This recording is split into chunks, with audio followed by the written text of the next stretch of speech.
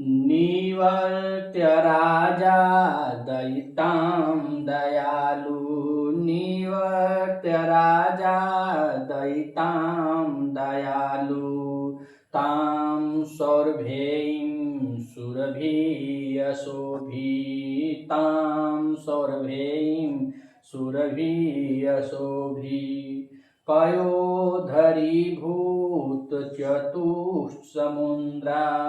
पयोधरीभूत चतुस्समुद्रां जुगोपगोरूपधरामिवर्विं। जुगोपगोरूपधरामिवर्विं। तो कह रहे हैं जुगोप माने रक्षा करना, यह धातु क्रियापद है, रक्षा किए।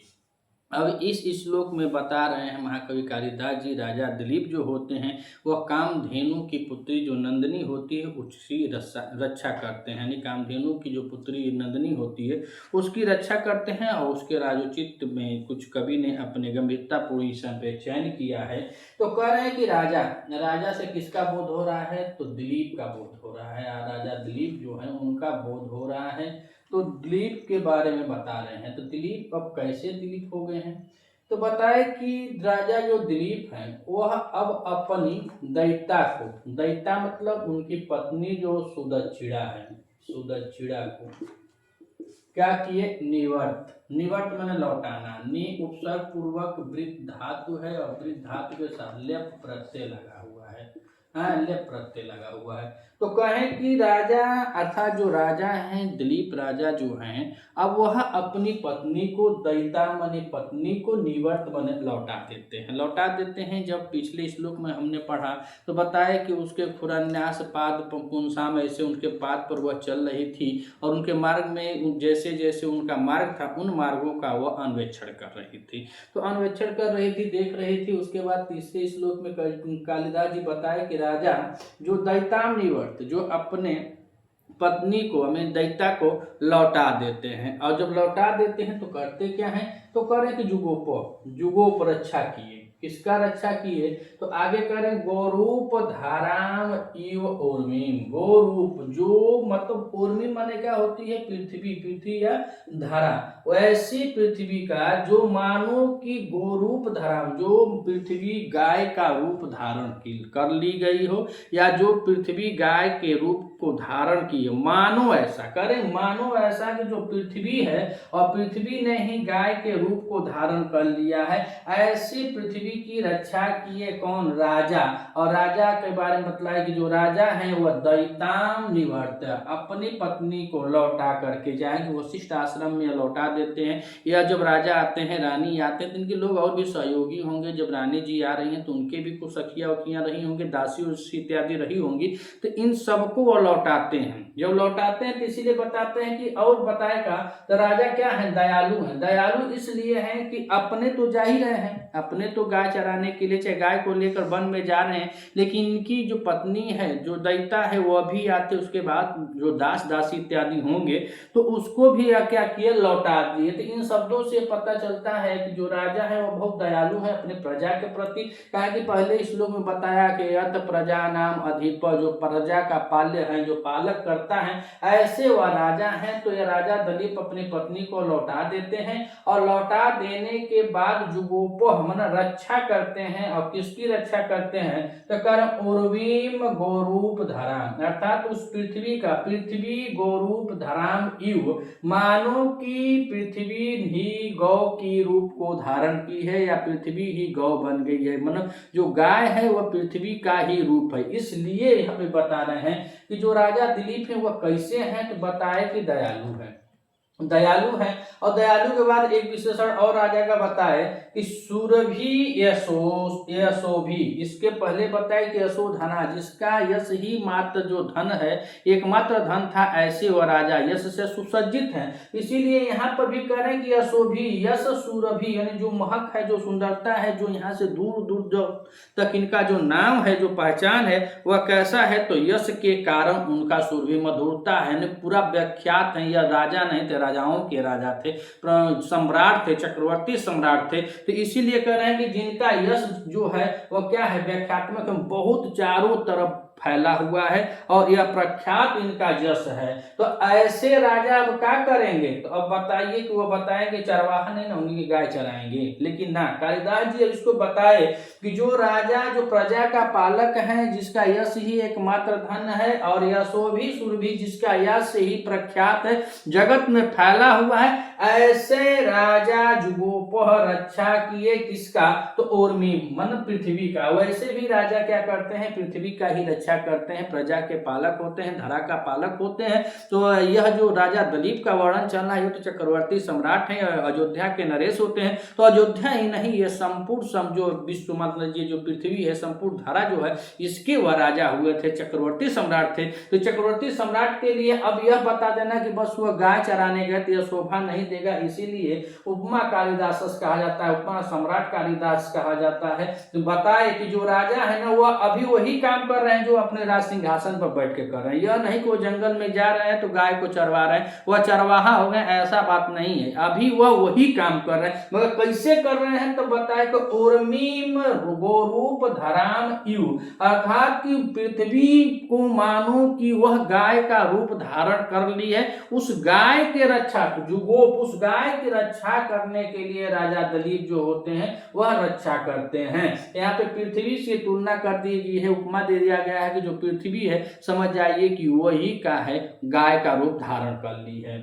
और कैसे राजा हैं? तो राजा जो है दयालु भी हैं और सुरभि यशोभी हैं, जिसका जो यश है, जो कीर्ति है, वह बहुत दूर दूर तक सुरभि अथवा सुगंध के जैसे प्रख्यात चारों तरफ फैली हुई है। फिर दूसरी लाइन बताए कि ताम सौरभेयम, ताम सौरभेयम, ताम माने कौन? अर्थात तो वह नंदनी गाय के लिए, तो ताम माने उस सौरभेम कह रहे हैं, उस नंदनी गाय को जाएगा, उस सौरभेम, सुरभि कहा जाता है कामधेनु को, और कामधेनु की यह पुत्री होती है, इसीलिए इसको भेम कहा गया है। तो सौरभेम मतलब नंदनी, कौन सा हो गया? नंदनी हो गई, और नंदनी गाय है, किसकी पुत्री है? तो कामधेनु की। प्रथम सर्ग में बताया जाता है कि जब देवलोक से राजा दलीप आते हैं तो वह कामधेनु की परिक्रमा या उनको प्रणाम नहीं करते हैं, और कामधेनु नाराज होकर के ही इनको श्राप देती है निसंतान होने का, कि तुम निसंतान रहोगे। फिर उसी के बारे में जब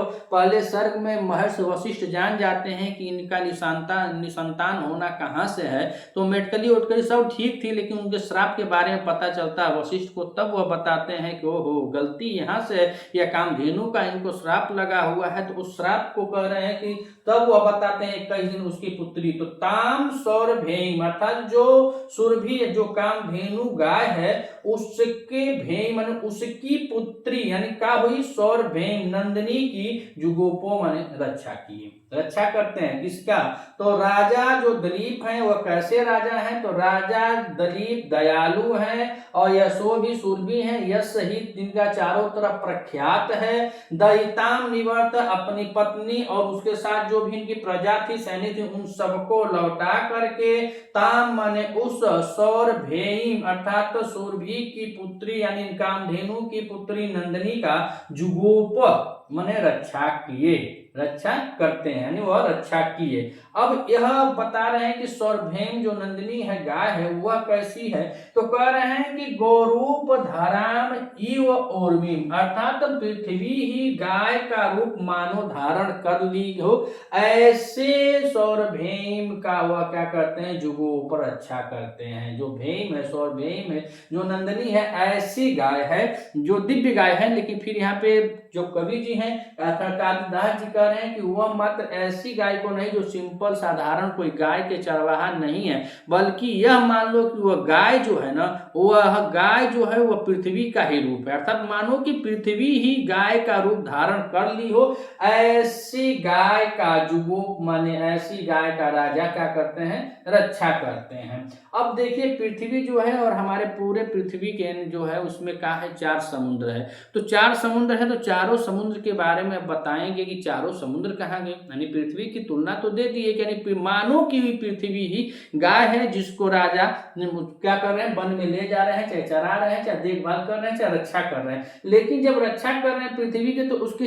4 जो समुद्र हैं वह कहाँ जाते हैं, तो बताए कि पयोधरी भूत चतुसमुद्रम, है समुद्राम, पयोधरी भूत चतुसमुद्राम, अर्थात जो पृथ्वी के अंदर, अगर पृथ्वी में 4 समुद्र को धारण करने वाली पृथ्वी जो गाय का रूप धारण कर ली है, मान लेते हैं गाय बन गई है, तो इसके जो समुद्र हैं वो पयोधरी हो गए हैं, भूत समुद्र, अर्थात जो इसके 4 समुद्र हैं वह चारों समुद्र उस गाय ने पृथ्वी रूपी गाय के थन हो गए हैं, एक एक समुद्र उस गाय के थन हो गए, स्तन हो गए। अब सोच लीजिए कि नंदनी गाय कितना दूध देती होगी, काहे कि जलाधि कहा जाता है, जल का बहुत बड़ी राशि का एकदम संपूर्ण राशि ही कहा जाता है, रत्नाकर कहा जाता है समुद्र को। लेकिन जो धरती है उस धरती में 4 समुद्र हैं और चारों समुद्र जब यह धरती गाय रूप को धारण करती है, गौ रूप को धारण करती है,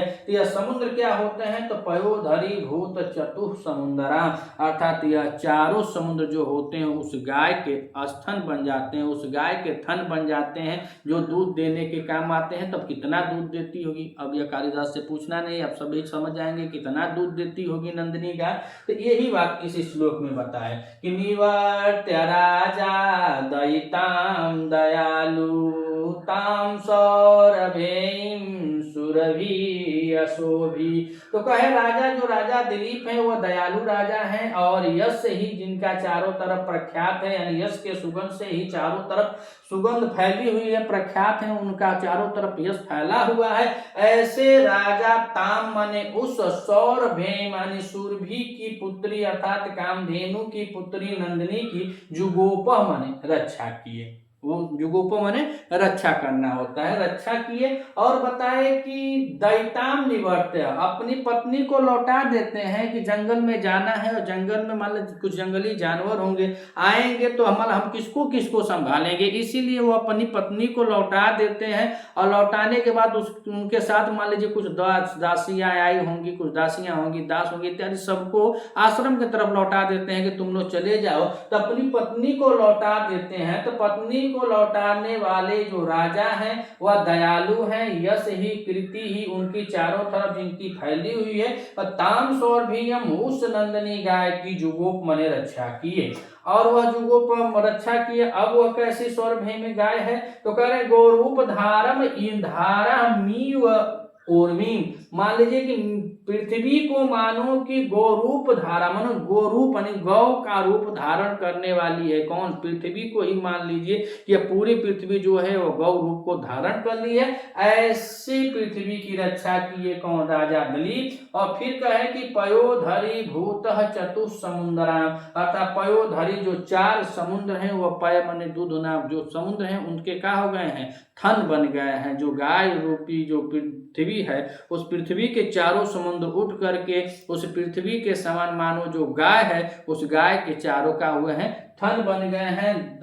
तो पयोधरी भूत चतुसमुद्रा, अर्थात नंदिनी गाय के जो स्तन है, कामधेनु की जो पुत्री जो गाय है नंदिनी, उसके जो स्तन है वो समझ जाइए कि समुद्र बन गए हैं। फिर उसका जो नंदिनी गाय है वह संपूर्ण पृथ्वी के समान है और वह उसके थन जो है समुद्र के समान है। और ऐसे गाय की रक्षा की है, अर्थात जो राजा दिलीप होते हैं वह पृथ्वी के पालक होते हैं, प्रजा पालक होते हैं। तो जो काम यह राज सीट पर बैठ करके अर्थात राज गद्दी पर बैठ करके राजा जब हुआ करते थे उस आसन पर बैठ करके जो काम करते थे वही काम मानो कि अब भी कर रहे हैं। ये ना कि वन में आ गए हैं तो कोई गाय वो चराने आ गए मुंह बांध करके लजा हो जाएंगे, अरे हम क्या गलत कर रहे हैं। नहीं, कालिदास जी कह रहे हैं कि मानो को वही काम कर रहे हैं, क्या कि पृथ्वी के पालक हैं और ये पृथ्वी ही गौ रूप को धारण कर ली है, तो उनका मतलब वही काम है। तो पृथ्वी के पालन करता है तो पालन करेंगे। फिर किसी ने पूछा वे समुद्रवा कहाँ गया, तो कहे पयोधिभूत चतुसमुद्रा, अर्थात जो 4 उसके थन है